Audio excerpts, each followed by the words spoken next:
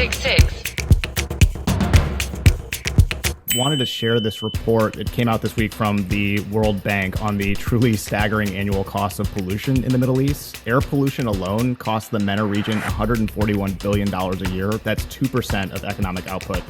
Some of the findings from the World Bank in this report, which was on our website, sustg.com, and we'll share it on our podcast website as well. Air pollution levels in the MENA's largest cities are among the highest in the world. The average citizen in these cities is breathing in air that is 10 times more polluted than the WHO says is safe.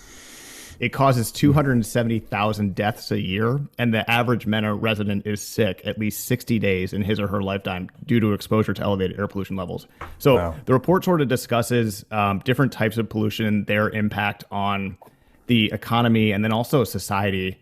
And I think one thing that's really interesting about it, and again, I've got a lot of notes here, but I just want to make this point. I think the global dialogue on climate change has started really evolving, and it's started about 6 months ago. If you look online, there's a report actually from the Pew Research Center, so it's definitely there. A survey of attitudes of 17 countries found growing widespread concern about the personal impact of global climate change. And I think what we're seeing now from policymakers and stakeholders is a shift in how they're dealing with climate change, and they're presenting it more and more as an opportunity. And if you look at the Riyadh Green Initiative, which I think really kicked that off, was sort of the Saudis saying, hey, like, we now understand this is an opportunity, not just a bill that we're being presented regarding, our emissions.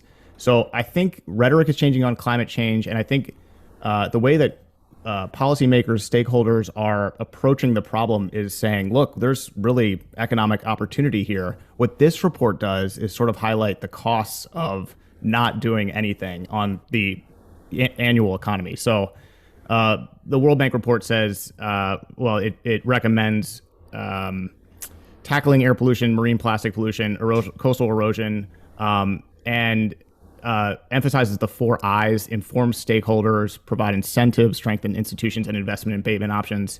The last thing I'll mention about this, and I would love to hear what you guys have to say about this, but really interesting, mangroves are getting a lot of attention.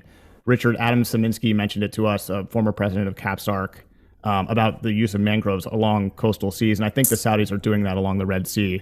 So Just an interesting report. Check it out. It's really cool. I thought that figure was staggering, frankly. Can you help me understand the report, which I have not read? Does it state what the leading causes of this pollution are in any kind of ranked order? Did you see that, Richard? I didn't see a lot on what these causes were. It's a good question. Nor did it break it down by country, which I thought was interesting. I'm sorry to interrupt you. Well, that makes, to be honest, I think that makes it a fairly useless report. To tell me something is MENA, I mean, what does that mean? That they have more pollution in Cairo than they do in Abu Dhabi? I mean, anything that is just MENA is kind of useless. It's the same way they used to do specifically, they used to say, how much, which country owns treasury bonds? And they would say, there's one number for the GCC, right, which they did on purpose to disguise it. Now they've actually started saying which country holds what. But, I think that something that is done just MENA is of questionable use. And the second thing I would say is, fine, there's so much pollution, but if I'm going to do something about it, tell me what the sources are. Mm-hmm. Is this mostly from motor transportation, or is it mostly from electricity generation? So I need to know that. Anyway, those are just my thoughts. Mm-hmm. Probably not what the author wants to hear, but that's what I would think. I think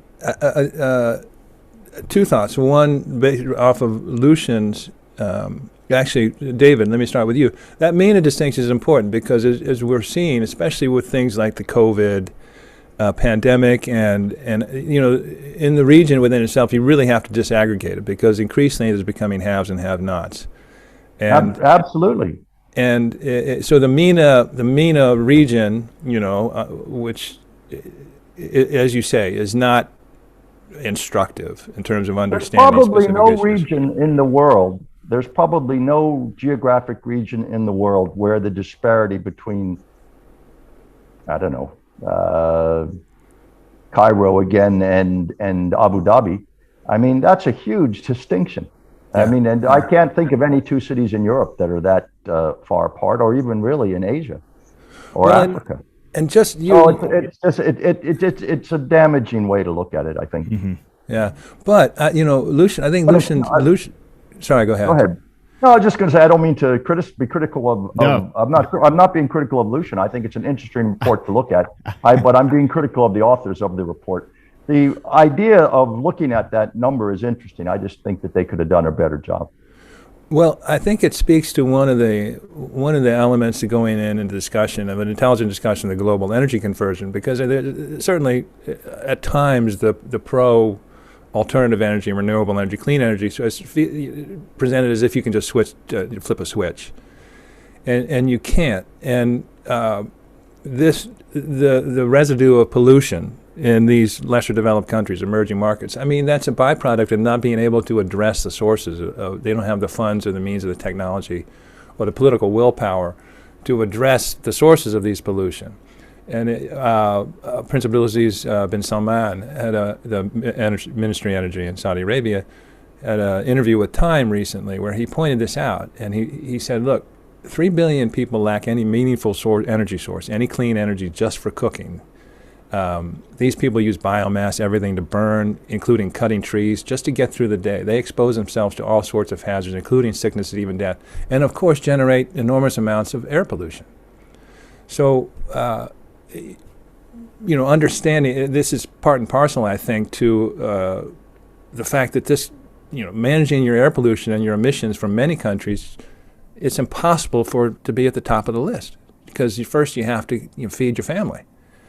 And it's a real challenge. Well, you need to look at how they're producing electricity in different cities.